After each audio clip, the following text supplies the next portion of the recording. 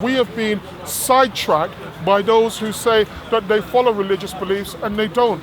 Even if you look, for example, in Burma, in Myanmar, and you see the behavior of Buddhist monks, of Buddhists who are now killing Muslims. Do you understand? Many people think, what, is that happening? Yes, it is happening. They're killing Muslims. And not because Muslims have been uber aggressive to them. They're killing Muslims because they say that Muslims present an existential threat to them, even though they haven't been attacked. And so I'm saying that it's not just Islam. Do you understand? It's the religions around the world who are being led by people who don't believe in any religion. But I'm saying that I shouldn't say what we should be talking about, because I don't want to tell anybody what to talk about. I don't believe it's my right. You can believe and speak about whatever you want. I'm only telling you from my perspective that there are energies in this world that are distorting. They're terribly distorting. You know, my nephew said to me yesterday something really odd, and he's only 10 years old, and he said to me, because unfortunately he was reading the iPad when I was on there, and there was a man that had killed his missus and killed his daughter. And I see that, right? And disgusting. And he said to me, why did he do that? You understand? Why would somebody do that? And I said, a dark energy overtook him. Because have you noticed with some of these people, when you see these killers, you see them with their facial expression in a particular way, and it doesn't even look like them. And then what happens, by the time they come to trial, that energy that has taken over them is no longer there. And then you see the bemused individual like, I'm not quite certain what's happened, because that particular energy, we become open to that energy when we become, for want of a better phrase, morally weak. Morally weak. And we allow these energies to become, to manipulate us. And then we would act in a way that we would never normally act. So for example, for example, I happen to believe, I saw a guy here today, the same guy who I said that racially abused me online. And when I initially confronted him, and I said, but why would you say this? I didn't come because I'm a bigger guy. I just genuinely wanted to know. And he totally took and argued, well, I don't get it, and so on and so forth. And I went like this, okay, I'm off. And I walked off and I left him. And he came to me about 15 minutes later, because the energy in him dissipated and it went, and then embarrassment took over. And he came up and he said, big bro, you know, he says, I'm really sorry about what I said. Now, there were one or two people at the park who said that I shouldn't have accepted his apology. But because I understood the nature, or I believe I understand some of the nature of how negative energies affect us, he said, do you accept my apology? And I said yes. And many people misunderstand when I said yes. I said yes because at that point that he asked me, that particular energy that was in him was no longer there.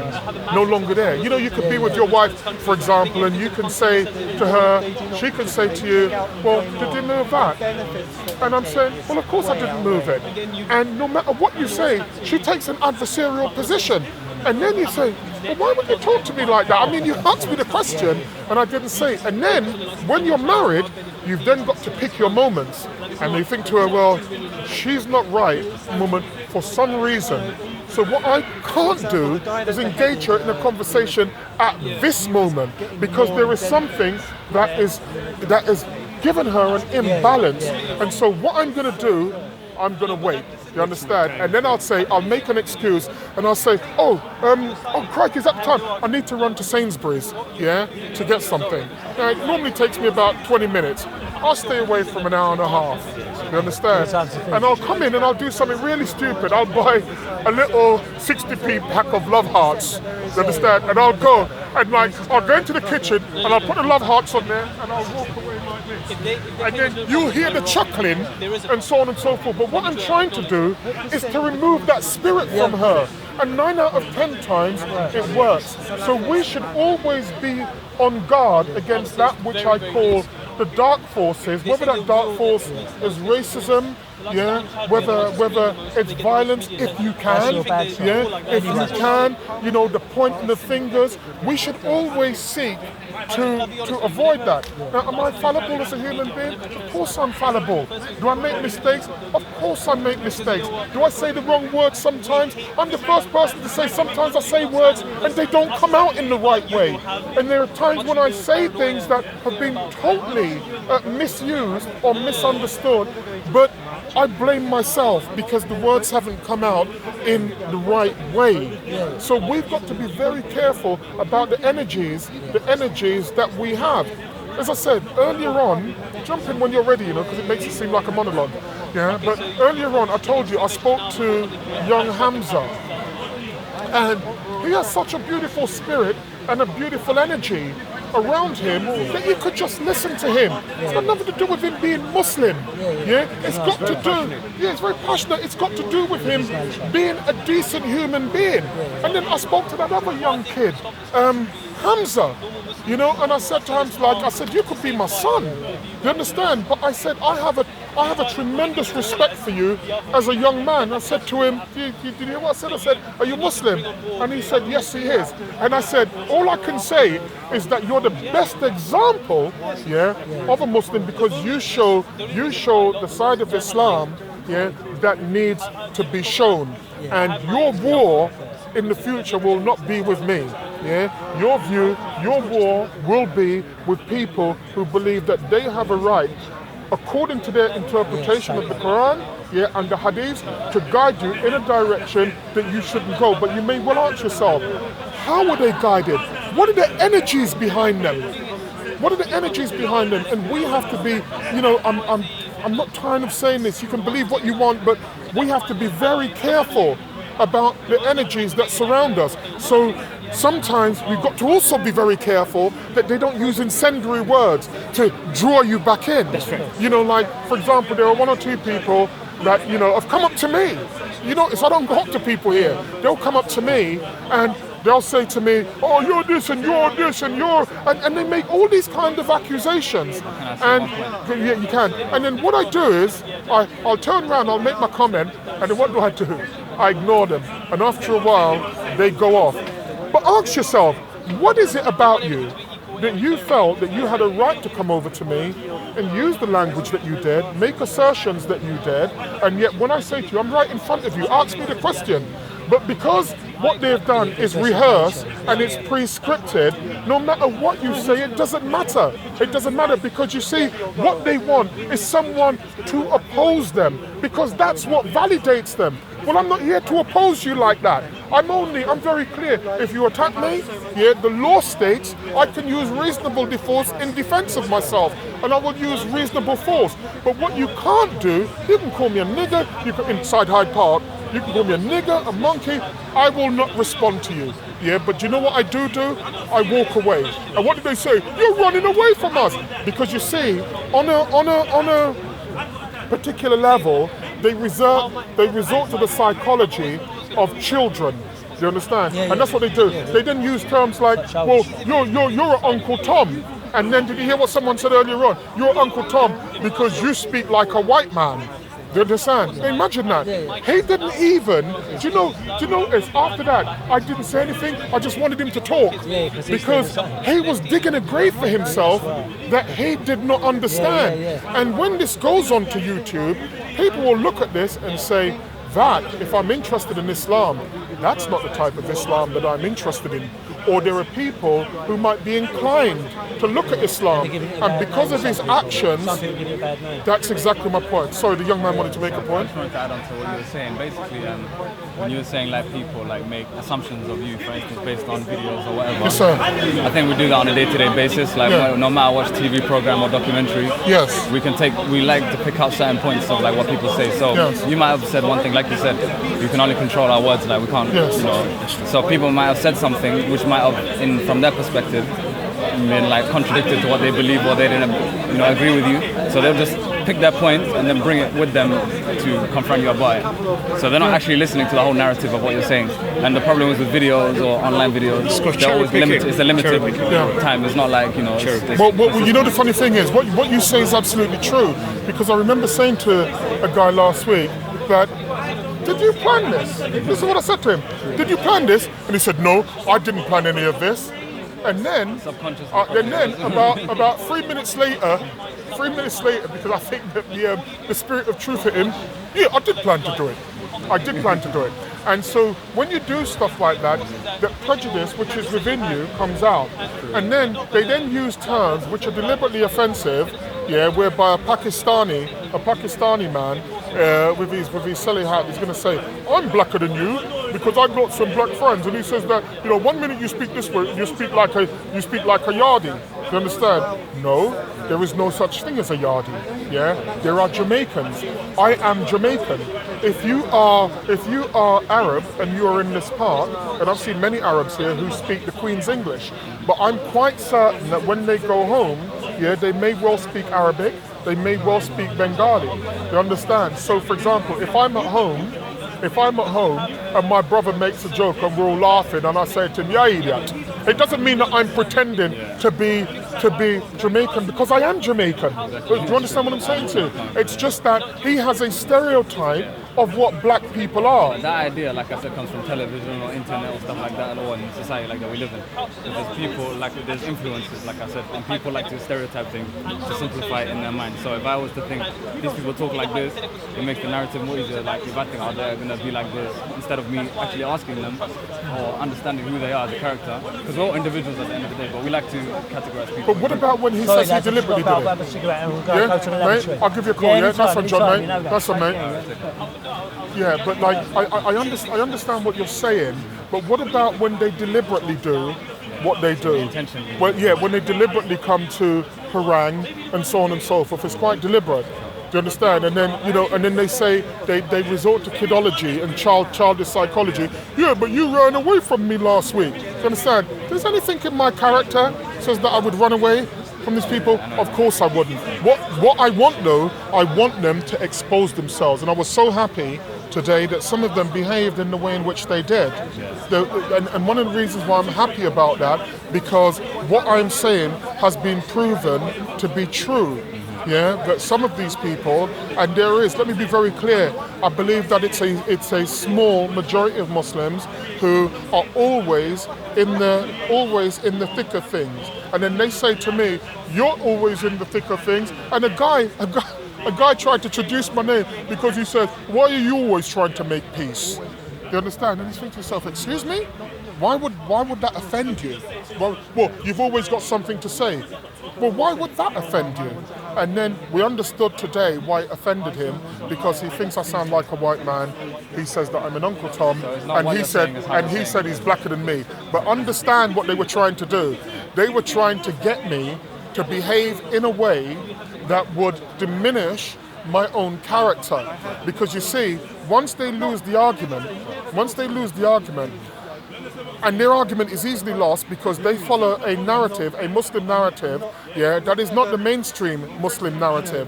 They follow a very particular form of Islam that they believe that everyone else should follow.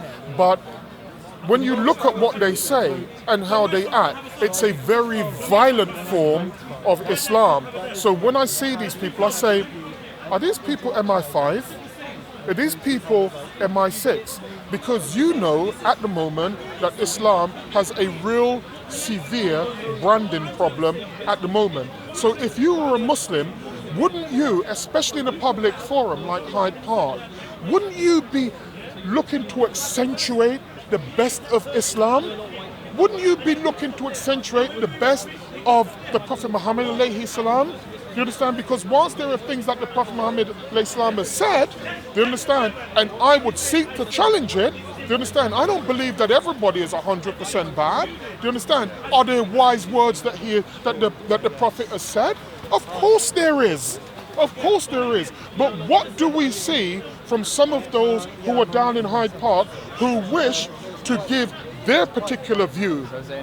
That's exactly right. Their particular view. These are the same people who said that Shias should be killed because they're not following the sunnah of Rasulullah sallallahu alaihi wasallam. So you say, hold on a minute. So 15% of the world people who have the same faith as you should be killed because you say they don't practice the way in which you practice. Is that the way in which I have read the Quran?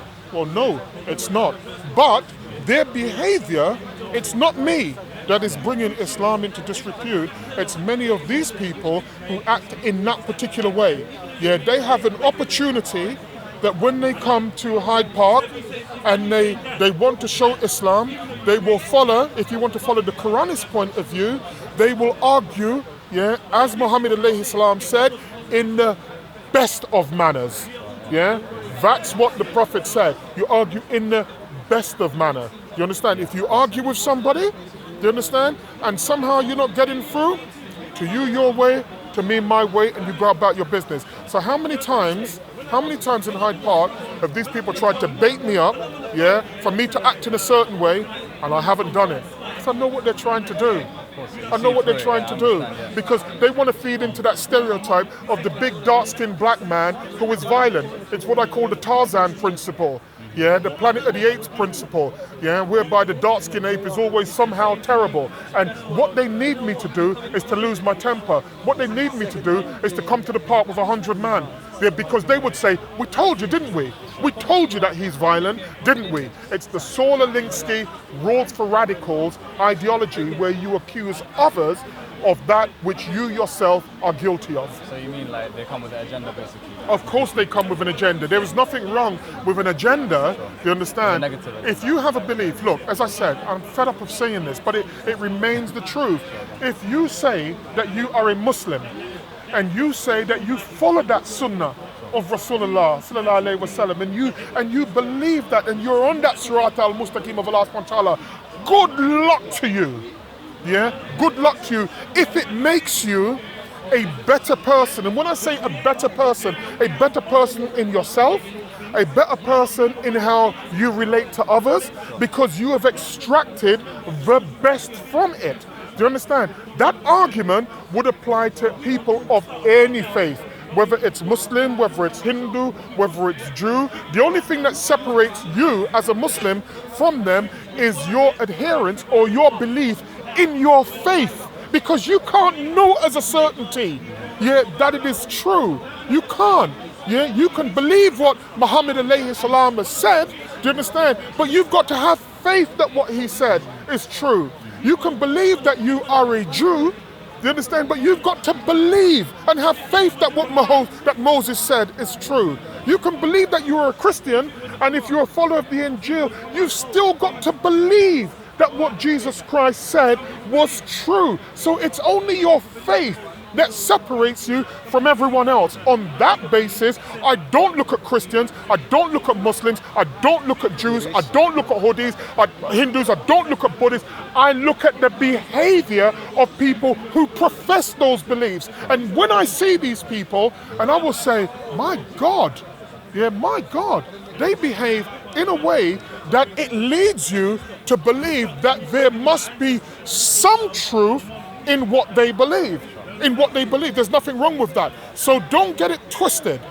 Do I believe that those minority of Muslims who come to the park and behave in that way are representative of the wider Muslim Ummah? Under no circumstances. Yeah, under no circumstances. In as much the same way that small group of who I say are black people who behave in a disgraceful way, they are not representative of the black community, but the media wishes to project them and push them forth and say, well, if you see a black person, you should immediately be frightened. No, if you see someone who behaves like a criminal, you should immediately be frightened. Do you understand? Because being black and being a criminal is not the same thing. But it's the narrative it's the media narrative that has been fed to you. And we have to be very mindful. We have to be very mindful when people come to apply these stereotypes, yeah, and to give you a narrative that you run with. Because it's very, very simple and it's very, very easy for us to take on the views of somebody else, run with those views, speak about those views, and all of a sudden it becomes your view. It's not. It's a view that somebody else has given to you. Yes, sir. Sorry for speaking so long. No, no worries. Yes, sir. I just love you. What crossed my mind is a song by James Brown, If I Rule the World. If I Rule the World, yes. By James Brown, yes. on bend on religion. Yes. Human being. I was born as a Christian Seventh-day Adventist, right? Yes, sir. And religion is causing a lot of war. Yeah. And I'm looking around. I run a youth club in my church. Yes. And I'm looking around, and there's so much hatred with religion. You know, bend on religion. Treat one another with respect. Human beings. I think trouble in this country is everyone's got different religions.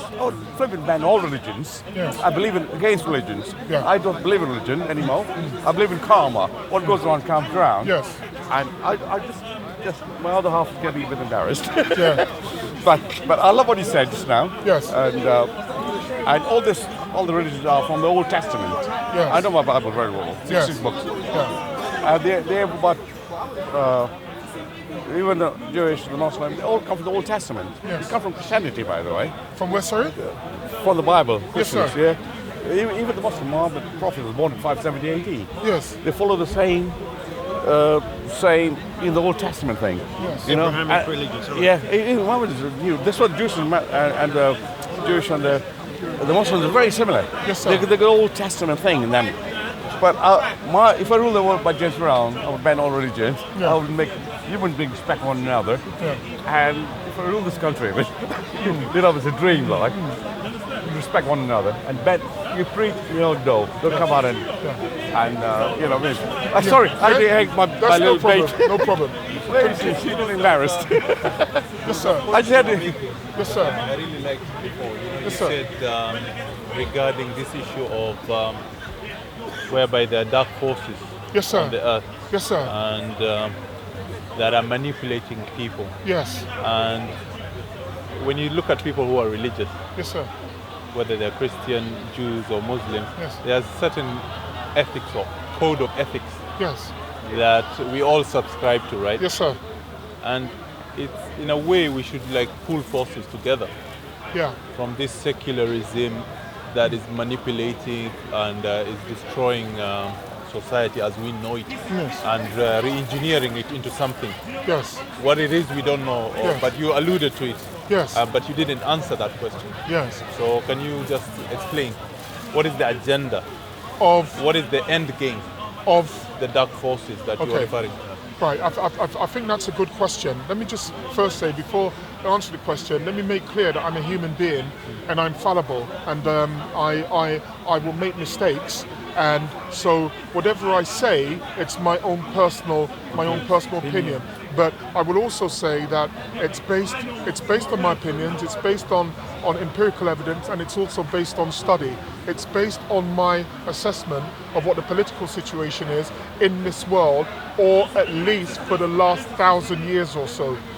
I would say this, that when I look at what I say are the dark forces, there is something that seems to rear its ugly head at each particular stage of history.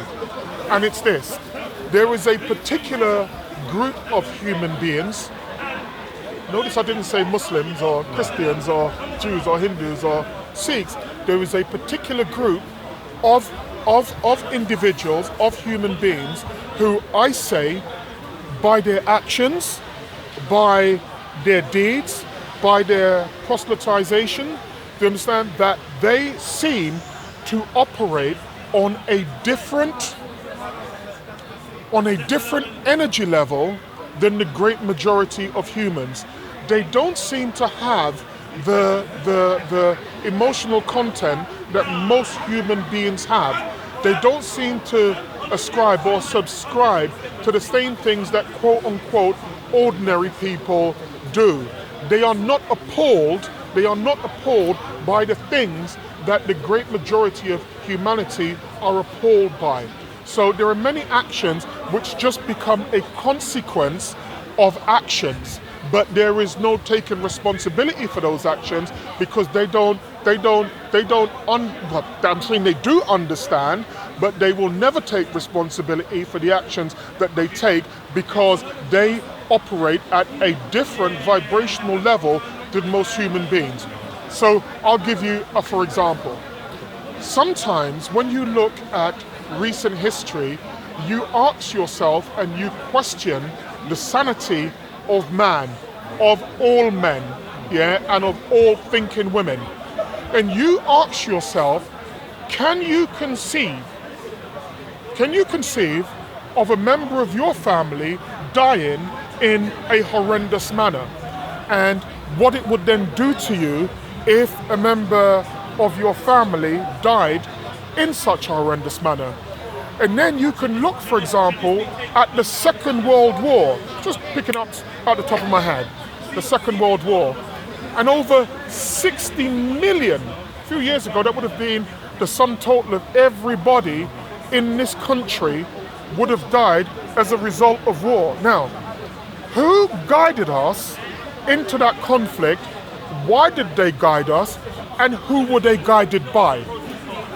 I would argue that those who guided people into that did not have, and just for loose term, they didn't have what I call the guiding light principle in them, that they were consumed by darkness. And let me tell you how we know this to be true.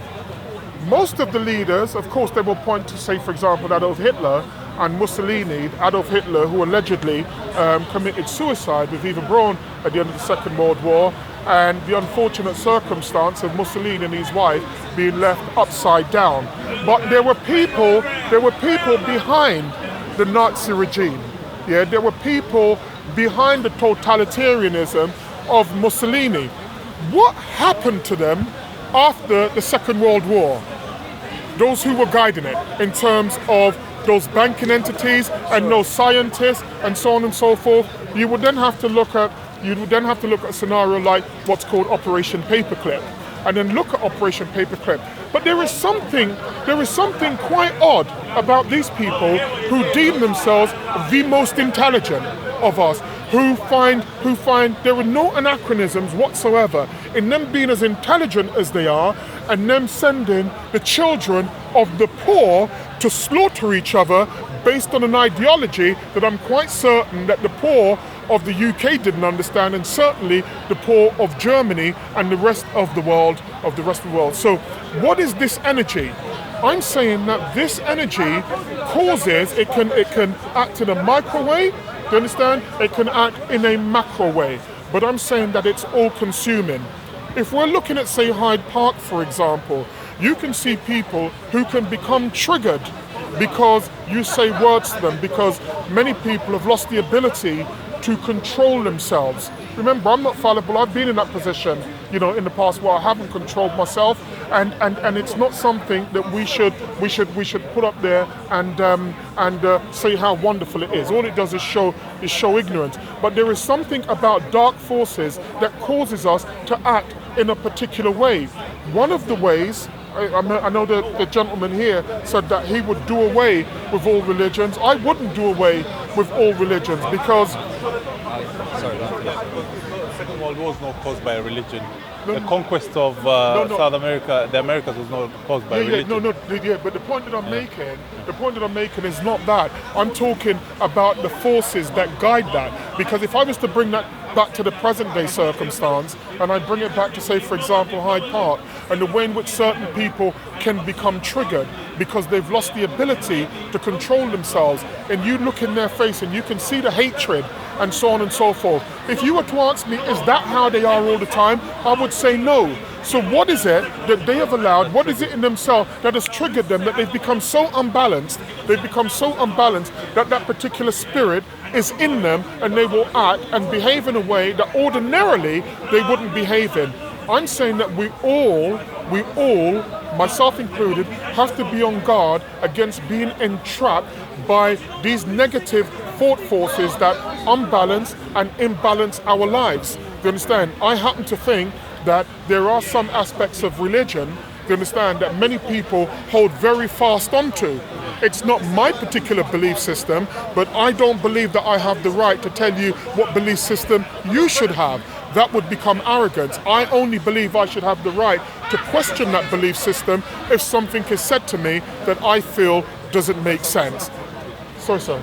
Sorry. Yeah, jump in. The cause of all wars, isn't it religion? No, the cause of all wars is not religion. The cause of all wars is not religion. That's a narrative that we've been given, and I would say to you that those same dark forces are the ones that have put that narrative out. But they haven't put that narrative out to give understanding. They've put that narrative out to create further confusion and to create further conflict. If we were to, just for example, to take the good that is entombed within the Bible, the good that's contained within the Quran, within the Hindi scriptures, within the Dhammapada. Human beings respect one another. Damn all religion. Stay at home. Preach to yourself and just respect. If there's the way I look at it, if there's a goal there, people are dying. Different parts of the world. It isn't people. Yeah, that's when I stopped going to church. Yeah, I stopped doing things. I understand that, but your perception of God and my perception of God are completely. I'm not an atheist. No, I understand what you're saying, but your perception of God and my perception of God may well be two different things. Yeah. Primarily speaking, because if I have my children, I'm responsible for them. If I have my wife, I'm responsible for yeah, that's exactly right. Do you understand? If I have my friends, let's act in the best of manner. If I've got people around my home, let me act in the best of manner. Be very careful not to be triggered. Be very careful to be polite. Be very careful to be well-mannered. Now, these are not things, let me be very clear, these are not things that I've always had. Do you understand? But it's an evolutionary growth that you have as a human being. And then you look at yourself and you say to yourself, I really didn't like who I was 20 years ago. I kind of liked myself about 8 years ago, and now I'm totally comfortable with myself right now. These are growths that I've had. So, of course, at one stage, if people had approached me in a particular way, could I have been triggered? I probably could have. Well, 5 minutes down here, I've seen it today. Yeah. It's like very sad. Let's put it this way. Yeah. Listen, you're very interesting to talk to you. I need you to too. go. You look after yourself. Wanted me to go. Okay, no problem. Nice speaking to you. And so, all I'm saying, if I can get back to that particular point that you asked about the end game, I think, and it's just my personal view, I think the end game is confusion. I think the end game is war. I think the end game is poverty. I think the end game is having us at each other's throats. I think the end game is ensuring that the status quo does not change, that the financial system remains absolutely the same. We're now looking at a financial system that is destroyed, but those who have brought that financial system upon us have not been destroyed. We're looking at governments now that no longer believe in the concept of democracy. You understand? We're looking at doctors now who cannot cure illnesses, but they're arrogant enough to call you doctors. We now have children leaving school functionally illiterate, but these teachers have a nerve to call themselves teachers. Do you understand? And so we have a system that is completely and utterly broken. That system that is utterly broken has led many people. Design, is it? I honestly believe that it is by design, and I honestly believe that there are those who ensure, not the people who believe that they are controllers, but those who are behind them. Do you understand? And many people says, well, now you're going into the bounds of conspiracy theory. Actually, I'm speaking about conspiracy facts. Yeah, these are conspiracy facts. The wars that I speak about, the continual wars that I speak about, the weapons that have to be sold. For example, Donald Trump just went to Saudi Arabia and boasted that he had sold weapons of mass destruction to the Saudis, 380 billion worth, which had left, whether there are many Muslims who say we don't believe that Saudi is the center of Islam, be that as it may, but they portray themselves that way. What would 380 billion have done to the Middle East? Do you understand? To bring in real education. Do you understand? To free them from the miasma, of corrupt Western ideology. What would it have done? No, because you are so frightened with all the belief that you say you have in Allah subhanahu wa ta'ala, Donald Trump made you tremble. which is why I can't believe in the God that you believe in. Because if you believe in Allah subhanahu wa ta'ala and you believe that Allah subhanahu wa ta'ala was powerful, the most that you would have given Donald Trump, you understand, is some honey tea, you understand, and sent him on his way. Are you saying Saudi Arabia represents Islam or the Muslims? No, that's diversionary. But yes. Could they not be part of the system themselves? But can I say to you, I love speaking to you, do you remember what I spoke about in the beginning? That's exactly what I'm speaking about. That those who say that they are Saudis, remember, Saudi Arabia only came about in 1932. That country was given to the Saud family. You understand? The Saud family, it was never called Saudi Arabia prior to 1932. It was always Arabia. And then you have in that region, controlling the oil entities, a group of who I say are gangster families that were given those particular tracts of land. And so you've got to ask yourself, who are the Al Maktoum family? Yeah, you've got to ask yourself, who is the Al Sabah family? You understand? You've got to ask yourself those things, because once you ask yourself those things, you will then realize that people who you believe are for you, they are not for you. They are for the subjugation. They are for the subjugation of you. Don't believe that the governments that claim to be representative of them are representing their interests, whether it is religiously or in terms of life in general, basically. You know what I mean? Yes, sir. So to come and to say that because you believe in Allah, Allah would have helped you, you are scared to speak to the Saudi government. The Saudi government is part and parcel of this globalized system. Yeah, they cannot I just move agree an with you. inch. I agree with that point. That's why, but what I'm saying is, why are you referencing Allah into that conversation? No. Can I just say to you, I was being rhetorical. Okay. Yeah, I was being rhetorical when I said that. It's not that was my point. I was saying it from a rhetorical point of view, that one of the reasons why they didn't behave the way in which they should have behaved in a clearly better way, and they didn't. But when I said it, it was rhetorical. Yeah, exactly. It's clearly rhetorical. Yeah. But you see, the thing about there's no country now today you can point to. I didn't hear you. There's no country you can point to and say they are independent of the global system. Yes, I agree. You know, maybe North Korea. Yes. Maybe North Korea, you could say. You know, but still they are part of parcel. They are at another stage in terms of communism, because I believe communism and capitalism were all part of a conspiracy, just a game of moving up. And now it's Islam's time to be subjugated to a lot of propaganda, a lot of hate, particularly from Western society. From which society? Western society. To give them a bad name, to conquer their lands, to conquer their resources. It's a religion. Yeah. So let me just ask you a question then. So you believe then, I'm going to take a particular position and see what your views are of it. So would you say then that Saudi Arabia bombing Yemen is because of the West? And did they have any decision in that? It's part of the Middle Eastern hegemony. Okay. You see, they want to be the big dogs. Who does? Saudi Arabia, vis-a-vis the Iranians as well. Yes. So there's a battle going on there. Yes. But and it's only my opinion. Yes, sir. But the Saudis are very much in league with the Americans. So if I was to then ask you, do you believe that that the Saudis are guided by a light principle? Would you agree with a light? What is that? A light principle in terms of one in God for humankind. Would you agree with that? Would you disagree? Honestly, that would be a very difficult statement to defend on my part. Okay. 20, 30 years of history is clear proof. Yes. I mean, for example, Somalia has been at war for 25 years. That's right, yeah. The Saudis have done very little for them. Yes. You know, and we used to send in the 30s, 40s, 50s, wealth in Africa, the Middle East was livestock. Yes. And Somalia has one of the largest livestock in the world, actually. Okay, I didn't know that. Yeah, the biggest live movement of livestock is happening now, actually, because of the Hajj. 2-3 million animals are moving across the Horn of Africa into Saudi Arabia for the pilgrimage. You see what I mean? Yes. And we used to give them zakah at that particular time. But 25 years they've been quiet. Until the Turks came into Somalia, then the Qataris, and now all of a sudden they are our best friends. You see what I mean? Yes, sir. But it's nonsensical, you know. But there are people who defend them because of an ideological position. So let me ask you, what do you believe is the end game?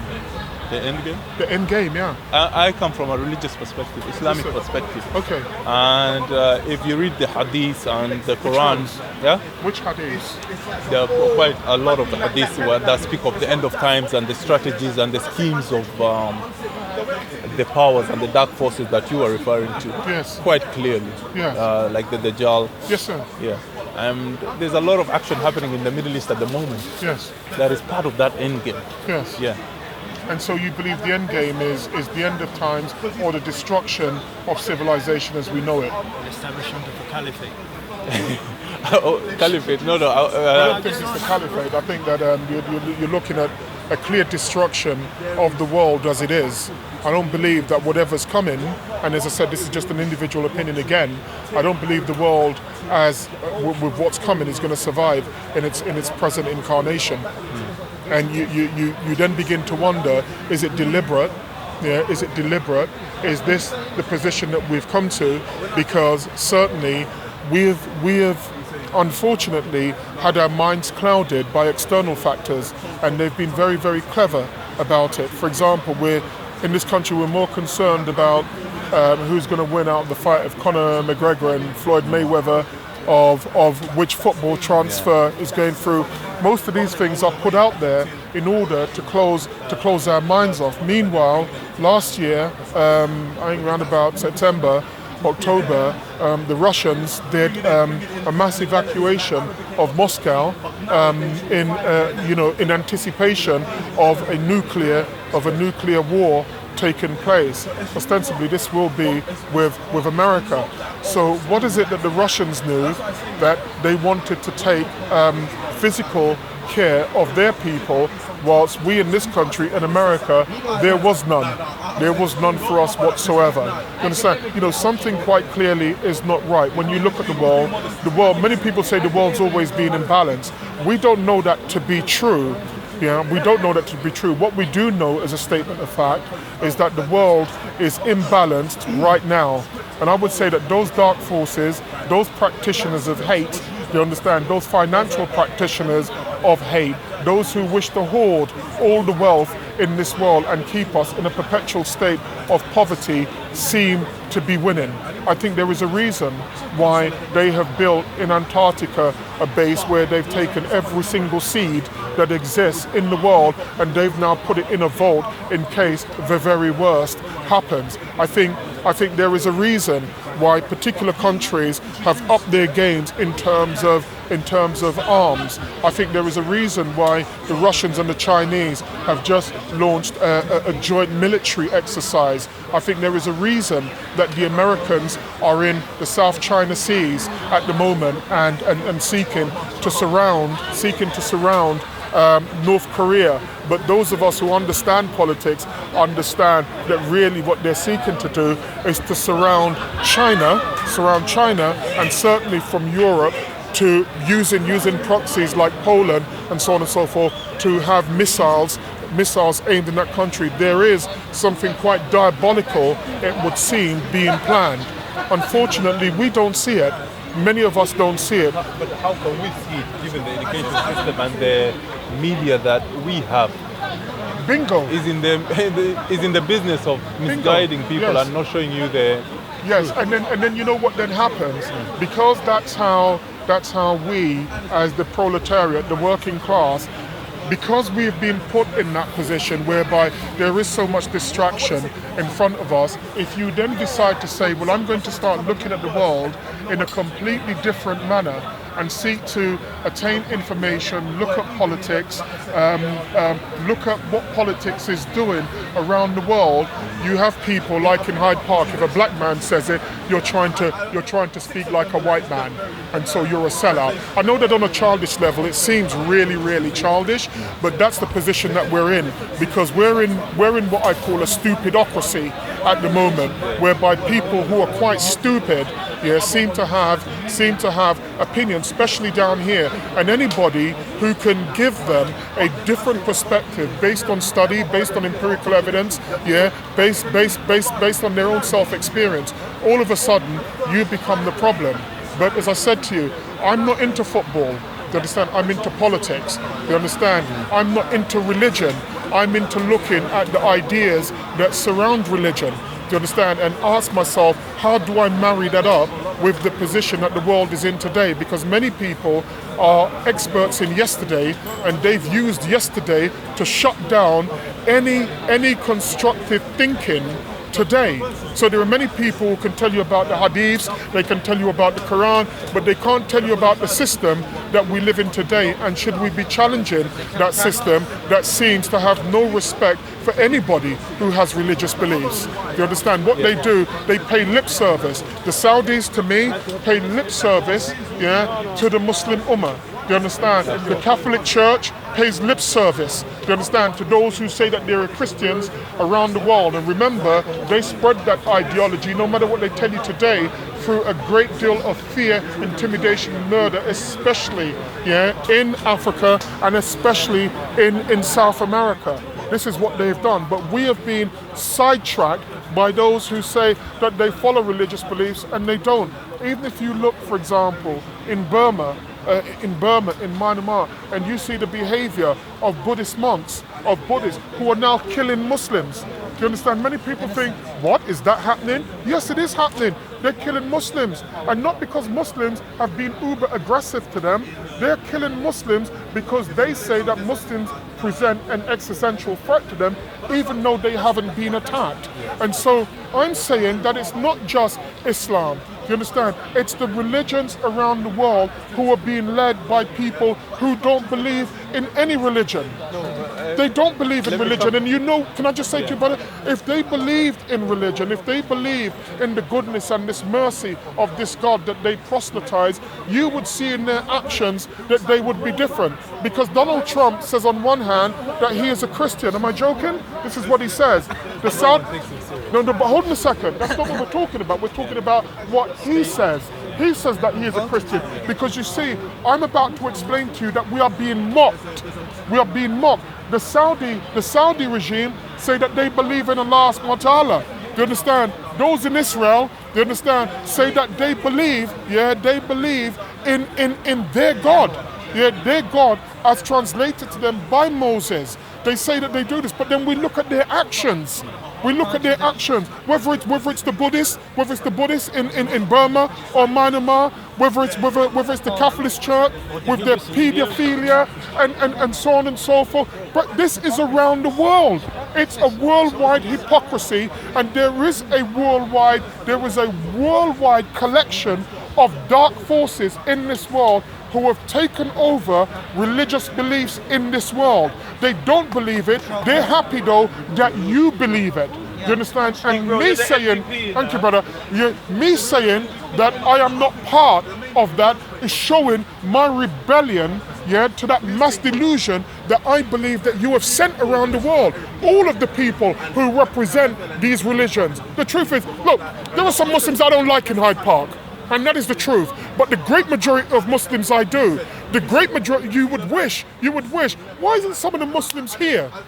Why aren't they running that Muslim Ummah? Do you understand? Why is that? For example, some of the Christians that I know, why aren't they running it? Because the way in which the dark forces have set it up, they have set up that people of those particular ideologies can never gain ascension in those beliefs. And so what did we see 2 weeks ago in the Vatican?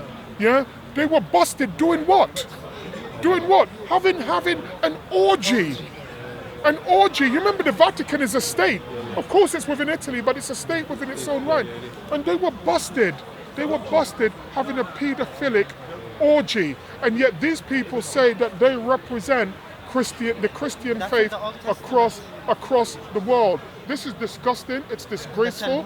The end product is, we have an idea what it is, but the end product for us, as you said, is to come together as a cohesive force, and show the powers that be that you're not going to make us cruel. Let me just make my last point. You're not going to make us cruel or dance to your beat, because guess what? None of you will live forever. None. I knew from the time I was 8 years old I was going to die. And that's what made me formidable, because I then had no fear of nobody and nothing, because I realized that one day I was going to die. Once you accept that, yeah, that is the day in which you become free. Yeah, you become free. You can be surrounded by 50 men and you believe that you're in the right, yeah, you will war with them if they want to war with you, because you know that right is your guiding principle. And those that control this world do not want us to be together. They do not want a collegiate atmosphere amongst us. They do not want decency, yeah, and etiquette and respect amongst us. They want war amongst us, and that's how they rule us. No, but do you believe there's a concerted effort now at this stage we are in the world of our history? Yes, sir. There's a concerted effort against the Muslim populations of the world, the Muslim countries and the Muslim states. Do you believe so? By the Western powers. Look at the last 15, 20, 30 years. So let me just say this to you. I think it's a biblical teachings that when I was a child, I acted like a child. When I became a man, I put away childish things. The reason why I say that to you, there comes a point when we have to accept responsibility for our own actions. I said to you that there were parts of my personality previously that I did not like. I did not like it at all. I did not like some of the people that were surrounding me. I didn't like their ideologies. I didn't like their energies. And so I decided one day to remove about 600 to 700 numbers off of my phone. It took me a couple of days to do. There were some numbers that I left in my phone. You understand? So if they phoned me, I would know not to answer. You understand? The reason I point that out in response to your question is this.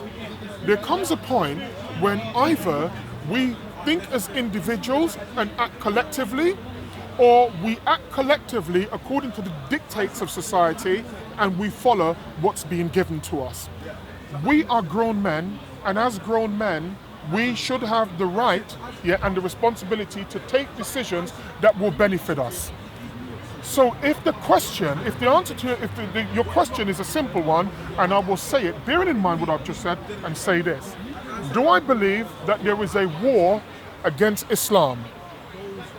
I believe that there is a war against Islam, and I believe that most of that war is propagated by different sects within Islam, and because of that, because of the duplicity contained within Islam, that there are negative forces outside who have seen that and came into the breach and taken advantage of it. Let me give you an example.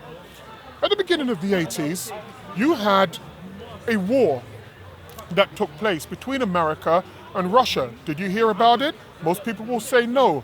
Let me tell you how that war took place. It took place between proxies, yeah, meaning acting on behalf of the superpowers.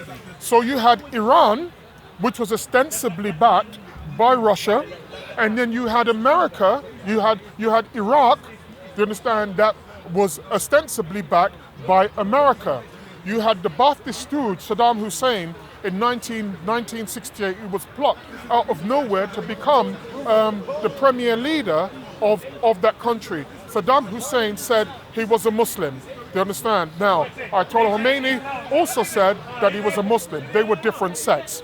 You and I know that there's been a 1400-year war that's been taking place within the Muslim Ummah between opposing sects between Sunni and Shia that has taken place between the so-called opposing sects.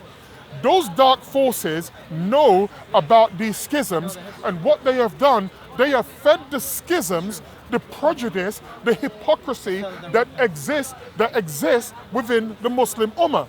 So 1.4 million young Muslim men died fighting not to follow the sunnah of Rasulullah sallallahu alaihi wasallam.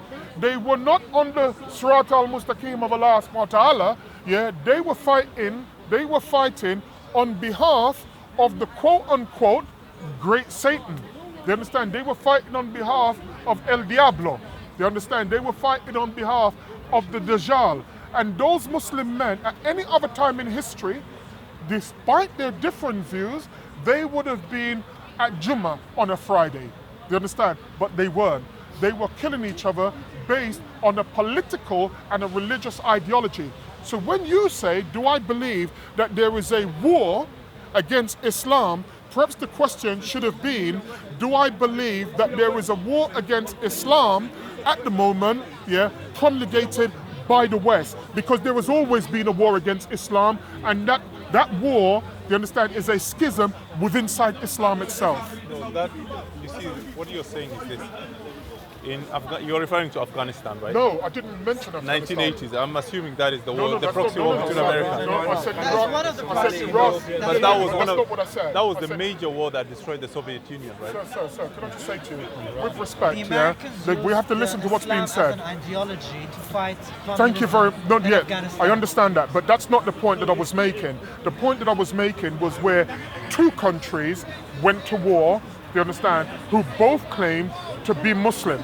And I'm saying that 1.4 Saddam never claimed to be Muslim. So with the greatest respect, I have text.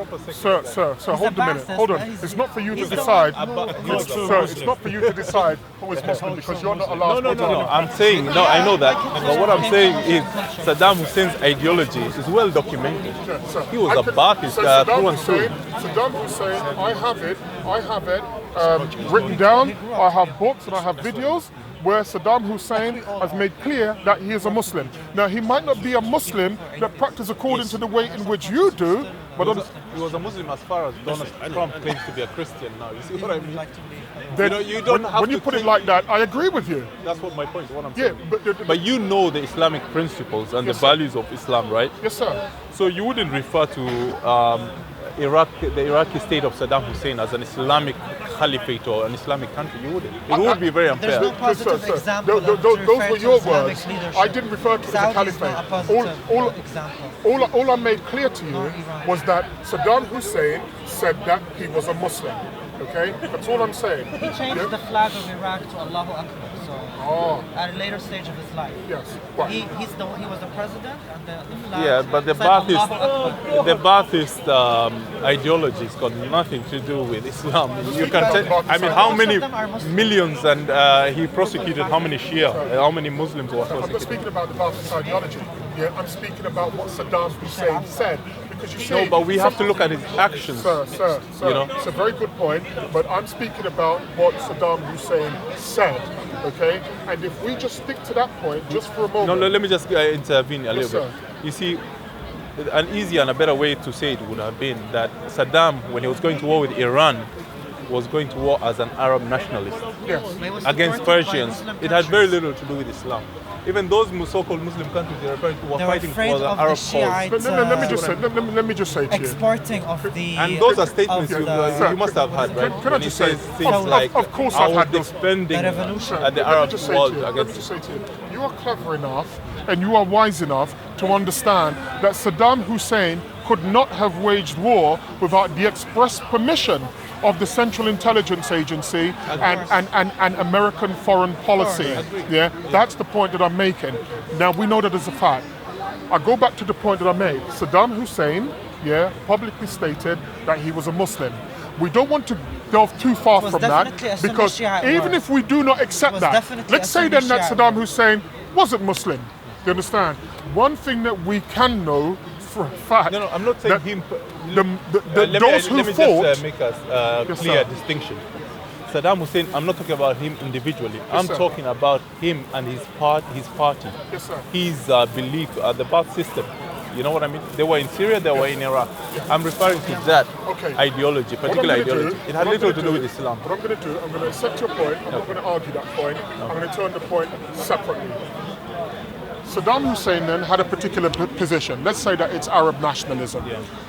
That's not the point that I'm making. The point that I'm making, which is factual, is that over 1.4 million young Muslim men died. I'm asking, did they die for Islam? But that's the point. But that, Can I say sir, one thing? Yes, sir. Go ahead. I'll answer that in a moment. The Arab countries supported Saddam to launch a war against Iran because Iran made an Islamic state which wants to export their revolution to the world, not only to the Islamic world, to the whole world. So it was, yes, from the beginning, a Sunni Shiite war, which most of was those who died financed in by Iraq Saudi were- Arabia, Kuwait, Qatar. I don't know if it's Yeah, but Qatar most and of those who Emirates. died fighting against Iran were Shia of Hold on. Iraq. You see, I don't want to get. So Can I just say to you? It took, with the it greatest took the respect, label I don't of want nationalism. To, I don't want to go into those distinctions. There are different layers of the with reason greatest of the war. respect, There are with the greatest economic, respect. Those who died, forget your classifications of them. Those who died said that they were Muslims. You understand? This is what they said. That's for Allah subhanahu wa ta'ala to decide. Just one moment. Just hold on one moment. The point that I'm making is that when they died, when those Muslim men died, when they sacrificed, for their leaders, I'm saying, were they trying to expand, the Muslim Ummah? No, of course they weren't.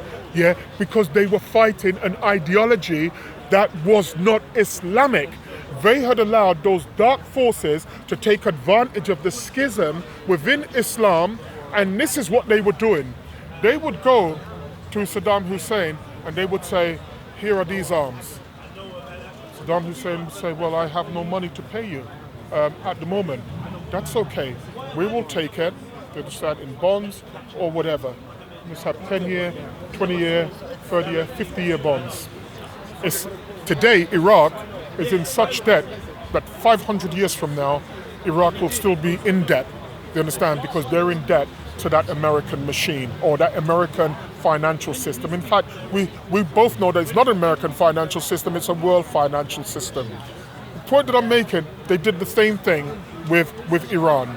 You cannot tell me, if you have even a rudimentary understanding of politics, that when the Americans were pushing Saddam Hussein to go to war against Iran, that there wasn't those within the Saudi administration that were not speaking to their American masters and ensuring that Saddam Hussein did the dirty work for them, because in actual fact, we all know that Saudi Arabia wants the complete destruction of Iran. That's the reason why I point out to you that the schism in Islam and the image problem that Islam has not been the last 25, 30 years. You understand my point? Do you understand my point? You should agree with that. The media that you are talking about, the education system that you've been talking about, is what is now referencing to the Islam as an evil, wicked religion that people have to be destroyed. Look, General Wesley Clark in America in 2002, he predicted he said there were seven countries that needed to be destroyed. Yes. You see, there's a reason for that. Yes. What is that reason? That's what I'm asking. The reason is because these people belong to a dark force. But similarly, you cannot come into a house that has not been divided. It's because the Muslim Ummah has become divided why John Wesley Clark, General Clark, you understand, can make that statement. There was an arrogance in his statement. You understand? There was a belief in the superiority of his politics why he could make it. But the major reason why he could make it, you understand, is that the house of Islam has been divided and has been divided for 1400 years. What General Wesley Clark said sir. in the 21st century was said by Churchill in the 20th century. Yes, That white superiority complex, they still have it. Yes. And they believe they have a right to our resources and our peoples. And Absolutely. you know what I mean? Absolutely. So it just so happens that we are Muslim. Yes.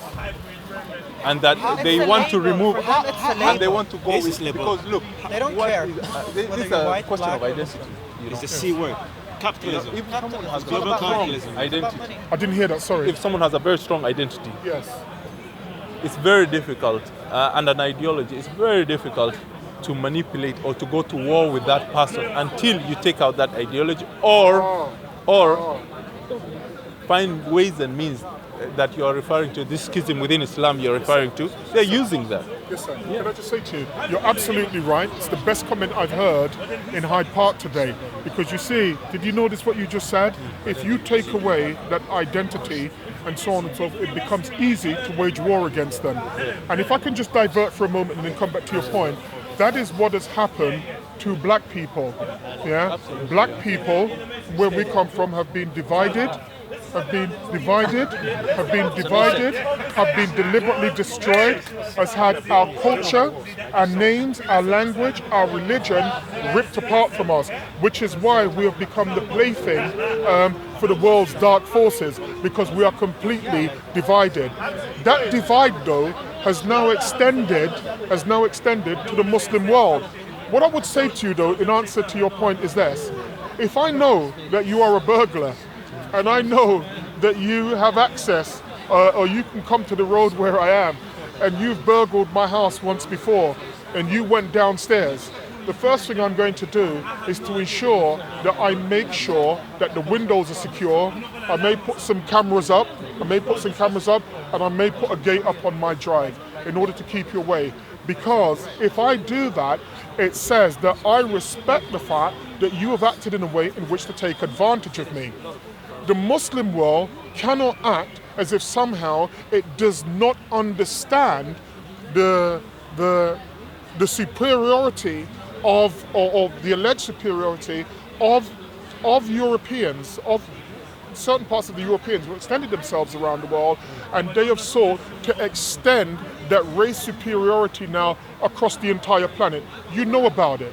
Yeah, when you speak about Muslims and you say they want your resources, you understand, and you're saying the education is not high, you knew about Mossadegh, you understand, and you knew about Mossadegh in Iran in 1953. And what did Mossadegh say?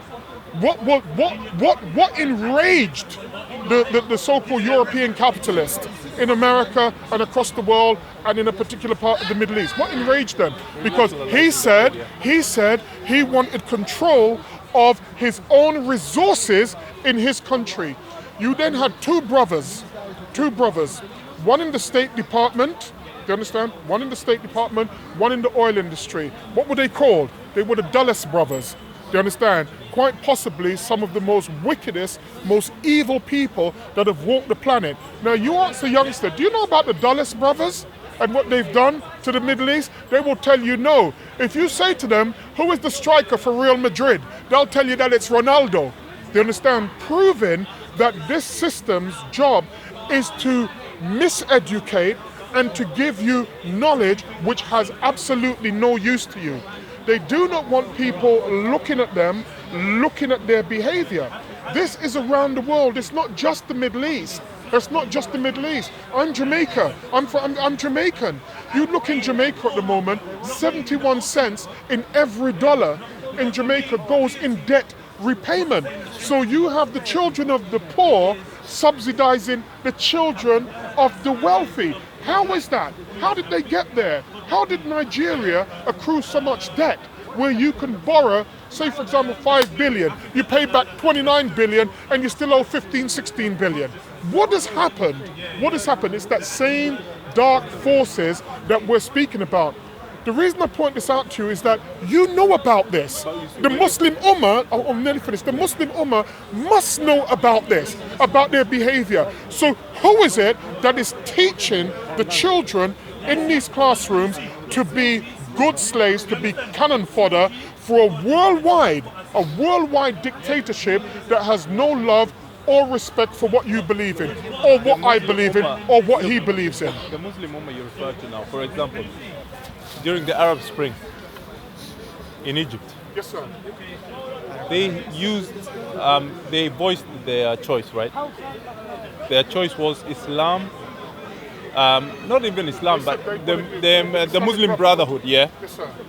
And they told us democracy and all those flowery things, right? Yes. But what happened in the end? They imprisoned the rightfully elected president. Exactly. Because we love democracy, but only when it gives us the leader that we desire. You see, that's the point. So the Muslim Ummah are trying to make changes, but believe me, they have been annihilated, ideologically, spiritually, materially, any way you want to think of it. They are at the sharp, the Middle East Muslims are now at the sharp end of this imperialist agenda. They are at the sharp end. Look at Libya, look at Egypt, look at Syria, you look at Yemen. It fits into that whole, thing we have been talking about. But you're not willing to give them the benefit of doubt when it comes to Islam. Yeah, carry on, sorry. You're not giving them the benefit of doubt. Yes.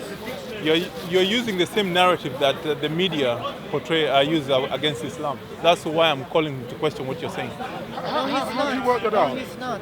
He is. Yeah. Why was blame about? I need to cut, you know.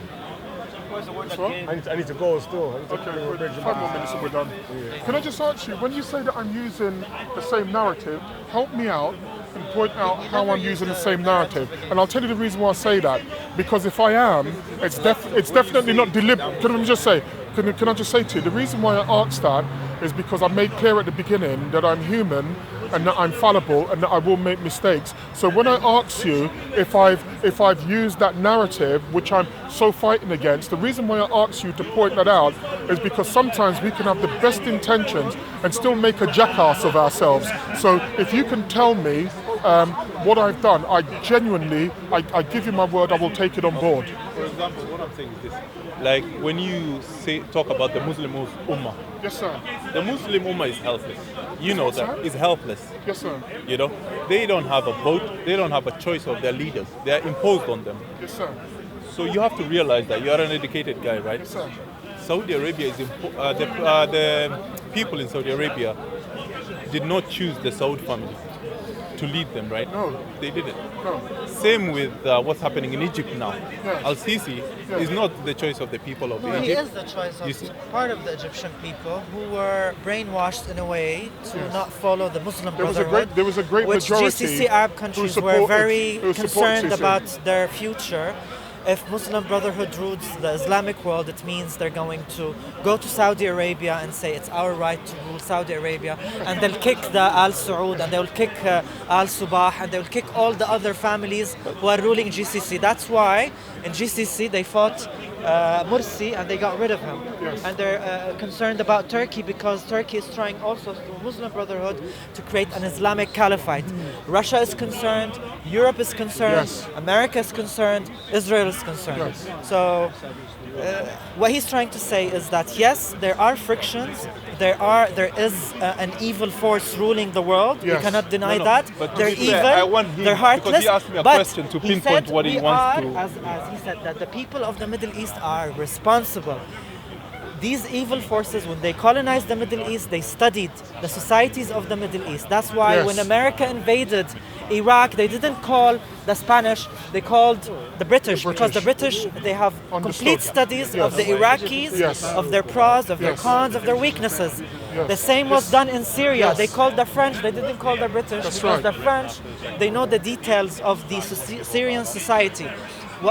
How they live, how they work with each other, what are their weaknesses. And then they went and they created a proxy war in Syria. In the name of Islam. In the name of Islam, people are being slaughtered, killed, raped.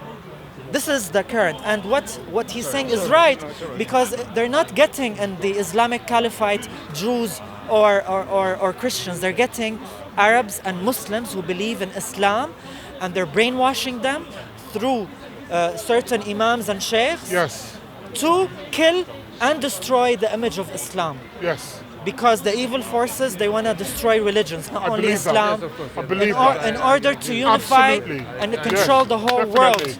So it's not about Islam, it's about they want to control the whole world. It's about world domination. So World domination. Islam is one of the blockages as a culture, as a society, as a religion. It blocks their way to rule the whole world. Islam and any other religion for that matter is more like a No, can I just say to you, sir, it's Islam. yeah. It's but- Islam. yeah, but- Islam represents an existential threat to world global hegemony, and Islam has to be destroyed in order for them to do what they need to do. But Just like the other religions are being destroyed. yes, sir. Like the other Yeah, true. Judaism, Oh yes, yes, that's Christianity are being yes, destroyed. yes. You're absolutely right. They're being destroyed. You're absolutely right. And one of the things that really throws me, and I promise this is the last point that I'll make, one of the things that really throws me and genuinely makes me sad is that, I'm speaking to a group of people here today who seem incredibly knowledgeable, and for me to come down here, I think that we do far more when we have these types of conversations, pointing out the realities as they exist. What we've spoken about today is real world. This is exactly what's happening on this planet at the moment. No, Islam is terrible, Islam is good, Prophet Muhammad is this, Islam, Prophet Muhammad is not that. These generally are side issues. And as I said, you know, I've been very clear that on the basis that Islam is not going anywhere, all of us should be doing our best to have what I consider the best erudite, clear thinking, intelligent Muslims, you understand, down here and elsewhere. As the brother said, there are many people within the Islamic world, with the sheikhs and the imams, who are backwards and have led the Muslim Ummah into disrepute. And I would say this, if I was a cynic, I would say that the behavior of many of these people has been deliberate to destroy the image of Islam worldwide. That has been the job, because everybody knows that I have real serious issues with Islam. But if I accept the principle that all religions have gone through what I call the birthing pang phase, but they have evolved, you understand, and reformed, I ask myself, where is the Reformation in Islam, even though you have bright, clever, clear, intelligent Muslims? I pointed out in this part that I've heard 2 or 3, there's one Muslim brother in particular that you think everybody, for me, should be getting behind this particular man, because the world that we're talking about is moving at a very fast pace, but we are being left behind. And we're being left behind because it's left to the troglodytes and the backward element to make noise. And as I said before, what they've done, they've sealed themselves in a room and they're surrounded by the echoes of their own narcissism because they believe that they're absolutely right. I don't believe that. I honestly believe, and this is genuine, that everybody on this planet Earth, if they are right thinking, even though the term right thinking is subjective, but if we're moral, if we've got decency, if we've got etiquette, if we've got good manners, then all of us should be brothers irrespective of our religious belief. That's what's not there at the moment. We need to get out of this miasma that we're in. It's terrible. Yeah, it's terrible. We're very primitive and uncivilized. Yeah, but I got more respect for the primates. Yes. For real. One point I would say, do you think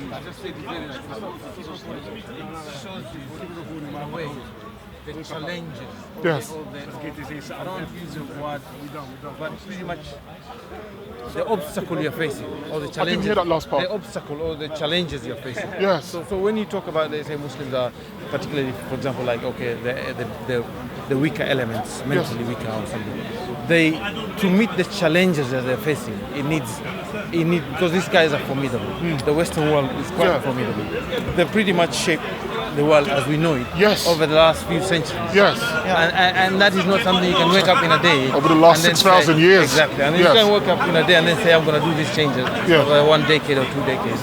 You understand? Yes. It needs, so probably it's going to take a couple of more. But do you remember what I said earlier? On the basis that we're all going to die one day. And the minute you accept that you're going to die, you should then become free. Yeah, once you earnestly believe one day I will die, you become free. And those people who seem incredibly powerful and dominant, they become diminished in no time, because there's no matter what you do to me, tomorrow the sun still rises. Yeah, so you have no real power. And what you said about Jamaica and slavery and all that. Pardon? What you said about Jamaica and slavery, that phase that the Jamaicans went through. Yes. The whole world is being taken through that phase. That's exactly right. But it's only the conditions that have changed. Now, okay, there's machinery, people don't have to farm and all that. They don't have to use lots of labor. But pretty much it's the same. You know the thing is, you know why it is the same? Because previously, in order to subjugate a people, the way in which my people were subjugated when I say my people, this is not a superiority thing. I am black from the Caribbean. I have my people, and that is the absolute truth. But the way in which they subjugated us, they gave us their names, their languages, their culture. More like taking away your names. But yes. But I was going to the point now. They gave us their names, language, culture, religion, etiquette, morality. This is what false morality, and they removed ours. Anybody who spoke up for our culture, people do not understand because they don't understand the history. We were murdered. We were murdered. Do you understand? We were treated in the worst of ways.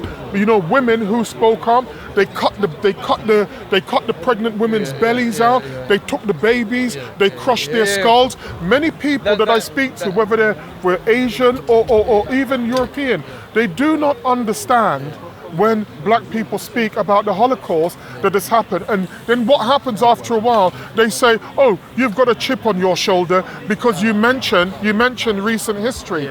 So you see the contradiction. If you're Jewish and you remember the Holocaust, it's because if you don't remember it, it may happen again. But if you're a black man and you remember the Holocaust that took place, you've got a chip on your shoulder. The thing is, it's about double standard. It's a mega double standard. It's about not being honest with Yes. yourself. That it's about honesty.